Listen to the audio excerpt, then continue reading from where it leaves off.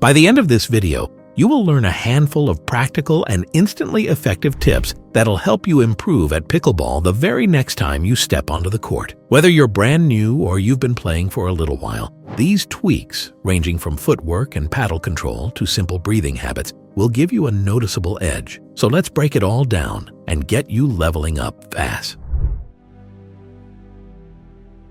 Might not be the first thing that comes to mind when you're playing, but how you breathe while swinging your paddle can seriously impact your performance. A lot of newer players tend to hold their breath during their shots, usually without even realizing it. The problem is, holding your breath makes your body tense up, and that tension makes your swing stiff and less fluid. The stiffer you are, the less control and accuracy you'll have. Instead, get into the habit of exhaling gently as you swing. You don't have to grunt or make it obvious. Just a light, consistent breath out while you hit can loosen you up and help you stay relaxed through your shot. Over time, this small breathing rhythm becomes part of your muscle memory and keeps you smoother on your drives and drops, especially from the back of the court. Let's say you hit a lob or a high shot that gives your opponent a golden opportunity to smash the ball back at you. In these situations, the best thing you can do is twofold. Guess where they're going to place it, or if you're wrong, retreat to buy yourself more time. The guessing part is about reading your opponent's body language and shot angle. Based on where they are on the court and how they're positioned, you can often tell whether they're going to aim down the middle or go wide. Shifting in that direction a second early can be the difference between being stuck or keeping the rally alive. Now, if you're caught too far up and you know a big shot is coming, don't be afraid to take a step or a few back. A lot of players are told never to retreat, but in reality, moving back can give you just enough space and time to reset or counter their shot. As long as you're under control and not sprinting wildly, backing up on a high ball is a smart move.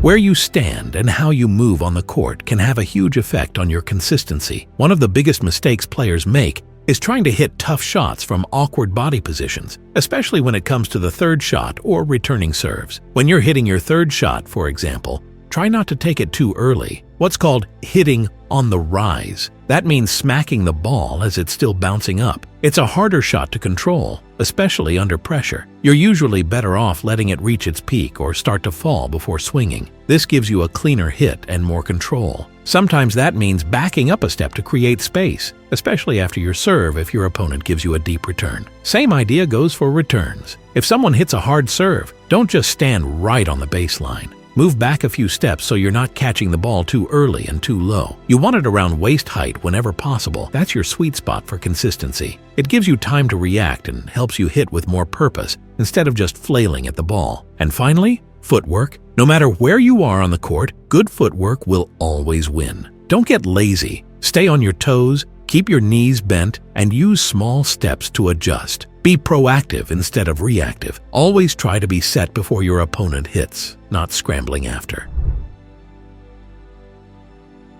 You don't always need a new paddle to play better, but making a few small changes to your current one can give you an edge right away. First, look at your grip. Over time, the handle of your paddle can get slick from sweat and use. If it feels slippery or like you're gripping it tighter just to hold on, it's time for an overgrip. These are cheap, easy to wrap on, and they immediately give you better tack and control. A secure grip means you don't have to squeeze as hard, which also keeps your hand and arm looser during play. Next, consider adding weight to your paddle. A little lead tape or weighted strips on the sides can make the paddle more stable, especially on off-center hits. This widens your sweet spot and helps prevent the paddle from twisting in your hand. You might lose a tiny bit of maneuverability, but for most people, the trade-off is worth it. Of course, if you're still using an entry-level paddle, upgrading to a higher quality one can help right away, especially now that more powerful paddles are changing the game. A thinner, power-oriented paddle gives you more pop, which means you don't have to swing as hard to get the ball deep or win in hand speed battles at the net. If you're playing more aggressively or trying to generate more offense, a paddle with extra pop could be just what you need.